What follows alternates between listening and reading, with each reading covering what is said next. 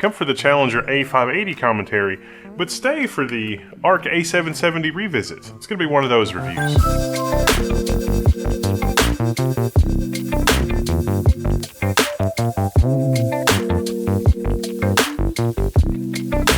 Alright, first up, this is actually a fun little card. If we take a look at it mechanically, it sure does look like we have all 16 PCI Express lanes. That'll be important later. The PCB isn't super huge here. We've got a dual fan, a lot of copper heat pipe design. As we'll see, the hotspot temperature is actually pretty reasonable on this card. We've got a 3 display port, 1.4, as well as our HDMI 2.1 output. Solid metal backplate, dual 8-pin power. Dual 8-pin power on a relatively modest card? Hey, listen, it's 2023, I ain't judging. This could have easily been a 2-slot card, but it is in fact a 2.5 slot, therefore effectively 3-slot card. Now, the I/O shield is 2 slots, so if you're working with a micro ATX or a small form factor ITX case that only gives you 2 slots at the rear I/O, often there is enough room for a lower profile 2-slot, 2+ slot card like this, so be aware of that if you're planning this for a build or something like that. What makes this card appealing, besides its physical form factor, is the promise of performance. And we can see that if we initially look at Time Spy and Firestrike. If we look at our Time Spy scores, the Arc A580 stacks up quite handsomely against an RX 7600, which doesn't even have quite as many PCIe lanes. Now, actually, the PCIe lanes thing is pretty interesting. This might factor in for an older build. Like if you've got an older PCI Express Gen 3 build, could the A580 actually outrun the RX 7600? It might, because it's 16 lanes. I didn't have time to get into that for this review, but this is something that I want to revisit with the ASRock Challenger A580. I think there could be something there. But as we'll see in the rest of the review, the performance in real life versus the 7600, not that awesome. You see, what my hope was that the A580 would give the RX 7600 a run for its money in terms of pricing, because, well, the RX 7600 is going to cost a little more. This GPU is well under $200 at the time that I'm doing this video. It is a challenger to the market, not just a challenger in name, because Player 3 has entered the game, Intel. And I really can't overemphasize this enough. Intel really needs to hang in there and stay in the game. I'm not really sure that Intel knows how to be second or third best in the market, but there is a lot of profit margin to be had in the GPU market in general. I think Intel can do well in this market approaching the problem of GPUs and GPU architecture with their software engineering mindset. Intel employs a staggering number of software engineers, and a lot of those software engineers have a lot of work in the enterprise. And overall, Intel's product strategy does seem to be centered around reusing a lot of their ideas from their consumer stuff in the enterprise, whether we're talking about Golden Cove cores or Arc GPUs. It seems like Intel's a little behind on their Alchemist GPU schedule. They haven't been super transparent and super upfront about that. I'm sensing a little hesitation, but they really need to embrace their Arc GPUs full steam ahead, especially at the lower mid-market part of the universe. And the reason I say that is not because of the A580, it's actually because of the A770. See, in this review, I decided to revisit the Intel Arc A770, the ASRock Phantom Gaming version, which we used for all of our other benchmarks. And believe it or not, it has become a surprisingly competent card. There are 100% performance improvements, like a performance doubling in some cases. And I think the Time Spy and Firestrike benchmarks are kind of a portent of what this card is capable of. Because in those artificial benchmarks, this card is handily beating an RX 7600. For both Time Spy and Time Spy Extreme, the A580 pulls well ahead of the RX 7600, and the A770 is even more impressive on top of that. Same is true in Firestrike. Overall, our Firestrike performance suggests that the A580 and the RX 7600 would be neck and neck in pretty much every case except Firestrike Extreme, which is 4K. You wouldn't expect this 8GB VRAM GPU to really give you a significant show at 4K, but at 1080p, it's holding its own. And first up, things aren't looking too bad with Shadow of the Tomb Raider. We got 113 average with 83 frames per second at our 1% lows, and that's not really dramatically slower than the A770, but the RX 7600 pulls very far ahead with 161 average FPS at 1080p. And keep in mind, Shadow of the Tomb Raider, it's an older game. It's usually just the one I start with to give us a baseline. What are we looking for? If you look at the frames per dollar metric, the performance delta between the A580 and the RX 7600 doesn't merit the price delta. You'd be better off saving your money for a better GPU with this much of a performance delta. And the delta here is quite a bit larger than we saw with Firestrike and Time Spy. Dipping into Borderlands 3 at the Ultra preset for 1080p, 118 versus 77 versus 138. The RX 7600 wins the day here, handily. 2-to-1 margins almost. Deus Ex Mankind Divided, 80 versus 150. 2-to-1, once again. Not looking super good for the A580. Horizon Zero Dawn, 84 versus 123. This is a little more reasonable. And I can tell you that it is pretty playable at 1080p on the A580. Pleasantly surprised, as a matter of fact. The Callisto Protocol, an older-ish but new title. It's not actually an old title at all. It's a brand new AAA title, but it's been out a little while, which means we can see driver optimizations. And the driver optimizations for the A580 put it kind of close to the RX 7600. It's not quite neck and neck, but this is a much better showing for the capabilities of this card. You can also see that our performance between the A770 and the A580 are pretty similar. So for this particular title, if the RX 7600 is significantly more expensive than the A580, the cost savings there might make sense. Now what about Starfield?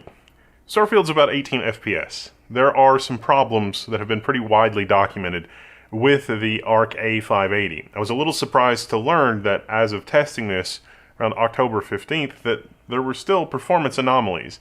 This is just playing the game at certain parts in the game, and 18 FPS versus 32 versus 61. It's not fabulous, but if you're on Team Intel, don't get super despondent yet. I have some inspiring words in just a moment. What about Baldur's Gate 3? Well, Baldur's Gate 3 is a playable 63 FPS. It is a little janky, I'm sorry to admit, but it is what it is. It is playable, but it does have episodes of strangeness, which I am confident will get resolved in the driver issues. Which brings us to another thing that I want to sort of comment on.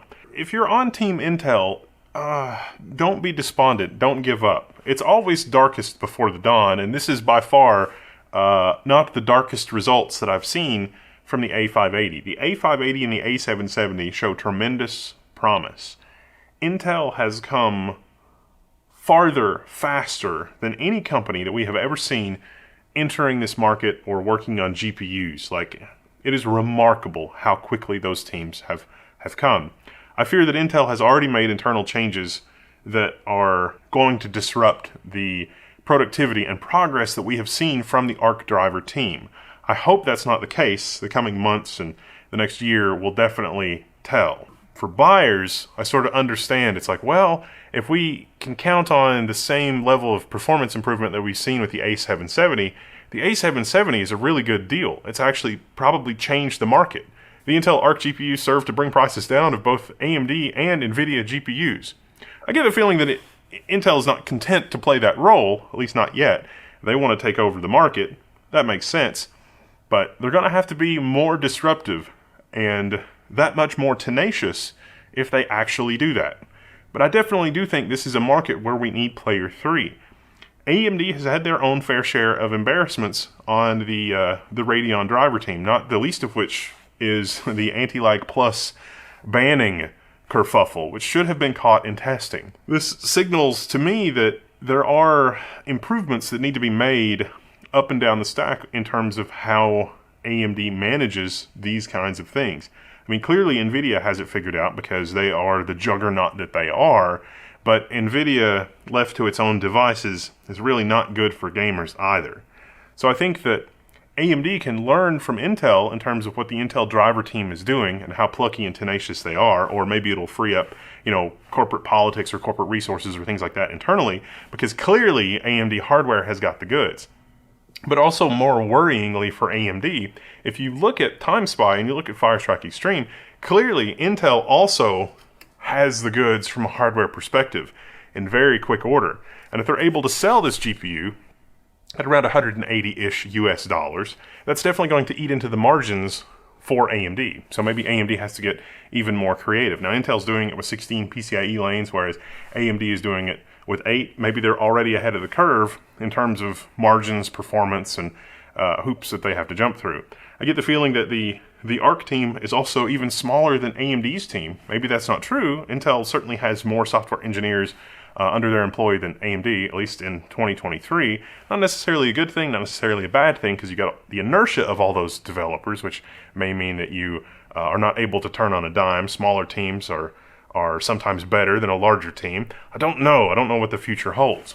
But I can tell you that the A770 improving this dramatically since the A770 is out, and possibly the A580 having the promise of this level of improvement over its lifetime, would give anyone pause. I mean, if you're NVIDIA, you have to be looking at the competition in the gaming market and thinking, we'd probably just be better off focusing on AI products. And if you're AMD, you're probably looking at this and saying, well, with NVIDIA focusing on AI products, it creates a new opportunity for us for a gaming market, gaming GPUs, which could possibly lead to even more adaptation of gaming products on the machine learning side, geo-hot notwithstanding. And if you're Intel, you're thinking our vantage point on the enterprise offers possibilities for us to expand in both the enterprise and consumer GPU market. We learn how games are put together. We learn about all the crazy under-the-hood driver optimizations. The strategy that AMD employed for anti-lag is not actually atypical. AMD did not do a bad thing with what they're doing with anti-lag to get players banned accidentally. It turns out that's actually how it's done. It's just that tab A didn't quite fit perfectly into slot B, communication notwithstanding, and some other details under the hood. So you can't fault AMD too much, but at the same time, those lines of communication in corporate sectors should have been there to address this before it became a public issue, as it were. And Intel hasn't even tripped over these kinds of things yet, but they will. They will. They absolutely will when they're working on these kinds of products. Just you wait. So overall, there's the Challenger, the A580. Global markets being what they are, this may be available in your market at a significant price discount versus what you're looking at for other products. And if that's the case, this may be the right product for you. Pricing is really what's going to drive it. The drivers have been a little hit and miss historically, but the A580 driver today on launch is in a better place than the A770 driver was when it launched. So the Intel team clearly is learning. Internal corporate political disruptions of that team notwithstanding. So I think I'm pretty hopeful for the future. Intel has got to hang in the game, and that will be better for gamers. And competition is good for gamers, and a 3-player ecosystem with reasonably well-distributed market share is the best thing for gamers. And I'm all about that. I'm Whittles Level 1. I'm signing out. You can find me in the Level 1 forums. Hey, did you pick one up? How's it doing for you? You run into any bugs? Let us know in the forum. All right, I'm signing out, and I'll see you there.